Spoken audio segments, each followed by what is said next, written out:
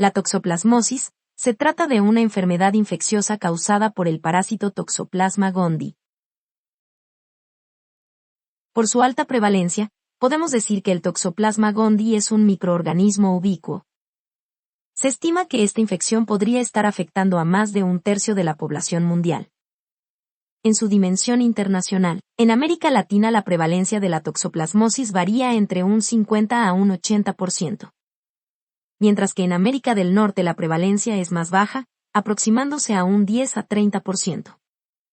Del otro lado del Atlántico, en Europa Central se reporta una prevalencia que va del 30 al 50%. Al sur, en Australia la toxoplasmosis tiene una prevalencia de 43%.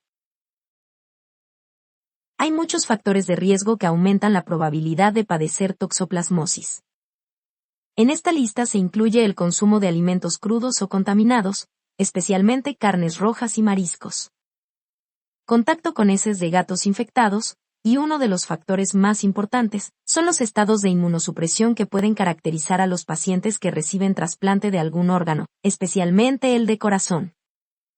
Por sí mismo, el diagnóstico de VIH no confiere mayor riesgo de padecer toxoplasmosis. Sin embargo, cuando el conteo de linfocitos CD4 desciende por debajo de 100, se deben encender las alarmas, ya que en ese umbral, el riesgo de toxoplasmosis es muy alto. Es muy popular el entendido sobre los gatos y el riesgo de contraer toxoplasmosis.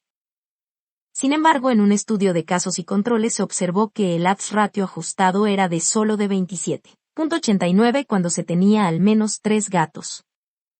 Por otro lado, consumir carne cruda, leche cabra, o trabajar en alguna labor relacionada con la manipulación de la carne también representó un factor de riesgo importante. La relación de la toxoplasmosis y la infección por el virus de inmunodeficiencia humana es un asunto de estudio muy serio. En un estudio realizado en 2016 se identificó que el conteo de menos de 100 células CD4 representa el umbral de máximo riesgo para la aparición de toxoplasmosis. Sin embargo, la edad mayor a 50 años y ser VIH positivo era un factor igual o más importante. Por otro lado, la posesión de gatos no hizo mucha diferencia en el riesgo. Otros factores de riesgo que contribuyen a la posibilidad de infectarse con el toxoplasma incluye vivir en zonas tropicales, la mala higiene de manos y el consumo de agua contaminada. En su enfoque microbiológico, el toxoplasma es un parásito intracelular obligado, clasificado dentro de la subclase Coccidio, y existen 3 subtipos, del 1 al 3. Este microorganismo se conforma de organelos básicos como mitocondrias, retículo endoplásmico y microporos, pero también cuenta con un cuerpo retráctil y un conoide. El ciclo de vida del toxoplasma se conforma de una fase sexual y de una fase asexual. Durante la fase sexual el microorganismo es ingerido en forma de quistes u oquistes. Posteriormente se liberan los bradizoitos en el estómago e intestino. Estos infectan las células y epitelios y comienzan a dividirse. Enseguida los bradizoitos se diferencian en taquizoitos, que son la forma sexual, y en gametocitos, que son la forma sexual que se divide en masculinos y femeninos. Lo siguiente es que los gametocitos se fusionan y forman un cigoto que madura hasta formar un oquiste. El oquiste pasa al sistema digestivo y posteriormente se libera con las heces, y nuevamente el ciclo se reinicia. En la fase sexual, el ciclo inicia también con la ingesta de los oquistes. Sin embargo, en esta fase los bradizoitos se diferencian en taquizoitos, los cuales tienen la capacidad de infectar cualquier tipo de célula, donde se multiplican hasta romper completamente el citoplasma celular. Estos taquizoitos son la forma que tienen la capacidad de formar quistes tisulares, predominantemente en cerebro, hígado y músculo. En total esta fase del ciclo dura 7 días. Resumiendo una parte del ciclo, en el caso de los hospederos intermedios, como lo es el ser humano. Todo inicia con la exposición a materia fecal contaminada con oquistes. Después las enzimas proteolíticas de los jugos gástricos rompen los oquistes, por lo cual se liberan taquizoitos, que posteriormente se agrupan y forman los quistes tisulares que invaden cerebro, corazón e hígado. Las formas de transmisión de la toxoplasmosis son por vía oral, de forma vertical durante el embarazo. Sin embargo, en casos raros también hay reportes por transfusión de sangre y en receptores de órganos de trasplante. La presentación clínica de la toxoplasmosis es asintomática en más del 80%. Una condición que hace difícil el diagnóstico. Sin embargo, las pocas veces que hay síntomas, lo común es encontrar fiebre, escalofríos, cefalea, mialgias, faringitis y manifestaciones cutáneas. Una de las presentaciones también incluye la linfadenopatía, la cual puede ser la única señal de la enfermedad. Esta linfadenopatía se trata de una adenopatía cervical bilateral, simétrica, que dura entre 4 a 6 semanas, que generalmente es única, pero que en el 30% puede evolucionar a una forma generalizada. A la palpación no son sensibles ni supurativas y el tamaño suele ser menor a 3 centímetros.